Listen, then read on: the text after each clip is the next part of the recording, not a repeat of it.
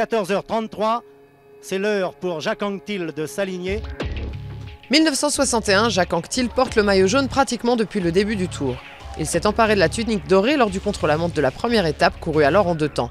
Plus tard dans le Tour, un second contre-la-montre de 74,5 km entre Bergerac et Périgueux est au programme et personne n'allait empêcher Anquetil de conserver son maillot dans sa discipline de prédilection.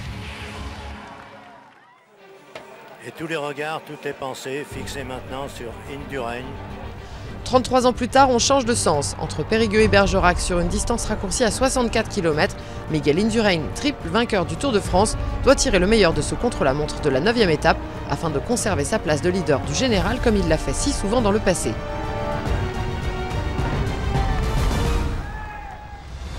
Logique inévitable du contre-la-montre, Anquetil le métronome met fin au suspense. Malgré une crevaison, il n'a fait qu'une bouchée du concurrent qui le devance, le grimpeur luxembourgeois parti 3 minutes plus tôt. Charlie Gaulle se retourne, il ne veut pas être rejoint par Jacques Anquetil, parti 3 minutes derrière lui. Pour Indurain, la mise en scène est un peu différente. Il file tellement vite que personne ne peut lui résister, pas même Lance Armstrong, le champion du monde. Nous sommes partis depuis 16 km seulement et Miguel Indurain a fondu comme une fusée sur Lance Armstrong. À l'orgueil, Charlie Gaulle s'accroche à Jacques Anquetil jusqu'à la fin. Le coureur normand conservera son maillot jaune en remportant l'étape.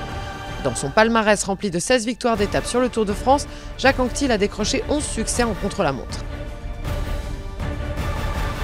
Comme lors de ses précédentes victoires sur le Tour, Miguel Indurain a écrasé ses rivaux lors des exercices chronométrés.